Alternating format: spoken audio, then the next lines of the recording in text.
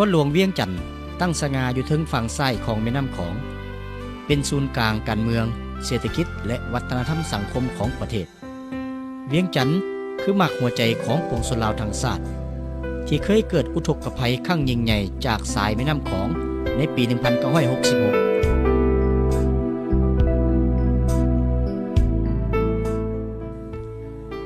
ในระหว่างท่องเดือนกันยาของปีนั้นน้ำในแม่น้ำของได้เพิ่มขึ้นสู่ระดับสูงสุดและไหลเข้าท่วมอาคารบ้านเรือนโรงหมอโรงเรียนวัดวาอารามและสถานที่สาธารณะต่างๆได้เฮ็ดให้ประชาชนหลายร้อยหมู่บ้านประสบกับข้อห้ายเข้าในนาผลปลูกและทรัพย์สินต่างๆต้องจมหายปะกับกระแสน้ำเป็นต้นแม่นเขตสีไข่วัดไตนาไฮเดียวกินไดโมและบ่อนอื่นๆอีกซึ่งบ่อาจสามารถประเมินผลเสียหายดังกล่าวได้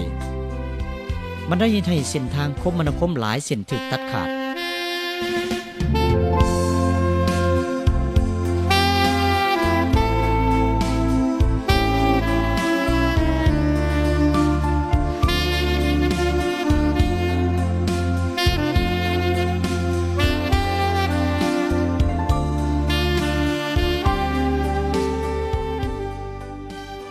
ประชาชนได้ใช้เรือใช้แพ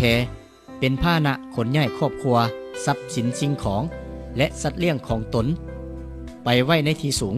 และปลอดภัยจากน้ำท่วมเช่นศาลาพันห้องที่เดินพระธาตุหลวงหอแจกวัดโรงเรียนสำนักงานองค์การรัฐและบ่อนอื่นๆ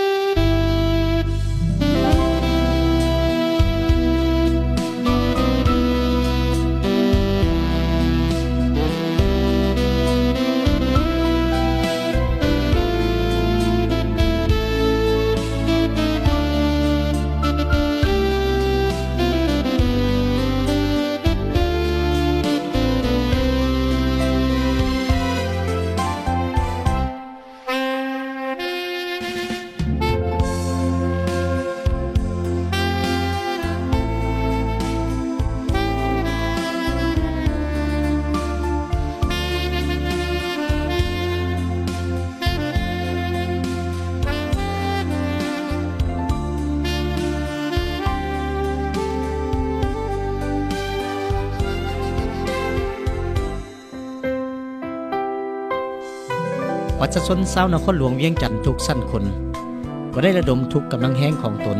เข้ามาช่วยเหลือกันต้านภัยน้ำท่วมออกแห้งสามัคคีกันแบกหามเป่าขี้ทรายมาป้านกันกระแสน้ำไว้บ่ให้น้ำไหลเข้าท่วมบ้านเรือน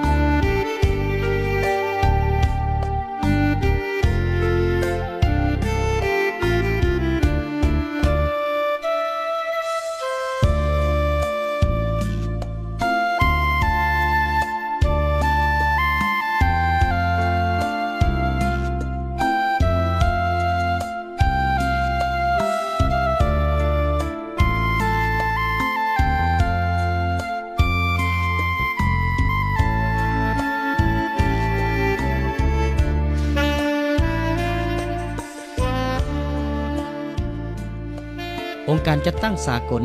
ได้ใช้เรือบินขนส่งข้าวสารเสบียงอาหารเครื่องนุ่งห่มและยุกยาเข้ามาช่วยเหลือบรรเทาทุกข์แก่ประชาชนผู้ประสบข้อห้ายอยู่ตามหมู่บ้านต่างๆ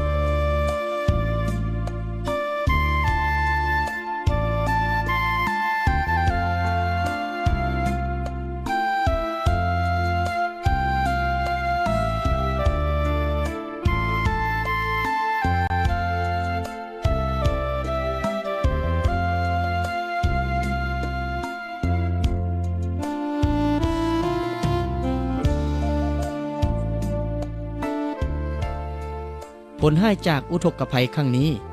ได้เห็นให้ประชาชนหลายเขตต้องขาดที่พักผ้าอาศัยเสบียงอาหารยารักษาโรคและอื่นๆอีกติดตามมาด้วยโรคภัยไข้เจ็บต่างๆนานาเช่นโรคอหิวาและไข้ทรพิษเป็นต้น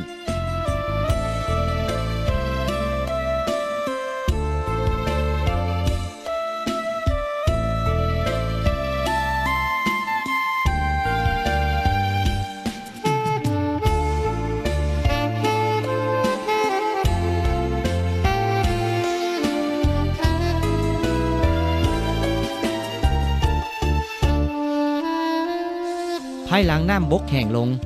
มันจึงเรียกร้องถึงความช่วยเหลืออันรีบด่วนจากทุกภาคส่วนในทั่วสังคมเข้ามามีส่วนร่วมในการฟื้นฟูและดูแลรักษาพร้อมกันออกแห้งขุ่นเขี้ยวปัวแปลงถนนหนทางที่ถูกตัดขาดทำความสะอาดอาคารบ้านซองที่ถูกดินทับถม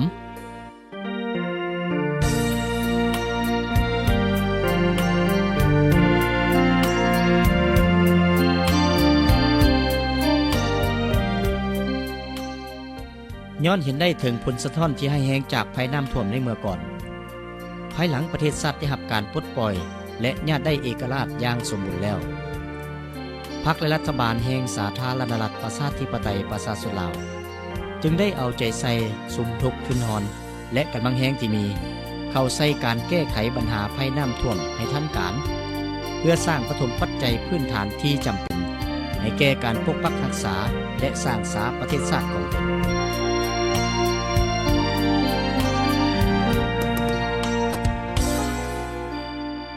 ถึงว่าจะประสบกับความยุ่งยากได้หลายด้านก็ตามพรรคและรัฐบาลลาวก็บ่ได้ลดละความพยายามเข้าใส่การก่อสร้างพื้นฐานโครงสร้างที่แน่นแก่นให้แก้การพัฒนาประเทศชาติบ่ว่าทางการเมืองเศรษฐกิจก็คือสังคมเฮ็ดให้นครหลวงเวียงจันทน์มีโฉมหน้าใหม่อาคารบ้านเรือนโรงแรมโรงเรียนโรงหมอบริษัทห้างห้านหอธรรมสภาสนามบินและถนนหนทางต่างๆก็ได้รับการปรับปรุงให้ได้มาตรฐานแน่นหนาจบงามระบบกันตาฟังเจือนก็ได้รับการสร้างขึ้นได้หลายจุดที่จำเป็นระบบชลประทานและห้องระบายน้ำได้รับการปรับปรุง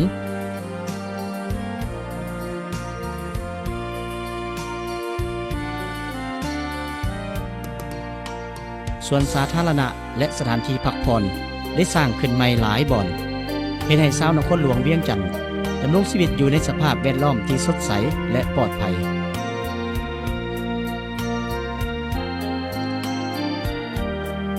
ดังนั้นมาในปัจจุบันนี้พรรคและรัฐบาลจึงได้จัดตั้งปฏิบัติโครงการยุติการทางป่าเฮ็ดไร่ตัดไม้สะสายและปลุกระดมประชาชนลาวทุกทั่วหน้าเข้าร่วมสร้างจิตสำนึกใหม่ในการอนุรักษ์ปกปักรักษาป่าไม้และสิ่งแวดล้อมธรรมชาติในแต่ละปีประชาชนลาวได้ตื่นตัวเอาใจใส่ประกอบส่วนเข้าในการปลูกไม้ให้เป็นป่าและฟื้นฟูป่าที่เสื่อมโทรมให้มีความอุดมสมบูรณ์ขึ้นใหม่เพื่อลดพรและแก้ไขภัยธรรมชาติสร้างเมืองลาวให้เต็มไปด้วยป่าไม้สีเขียวสดใสสะอาดร่มเย็นและยืนยงตลอดไป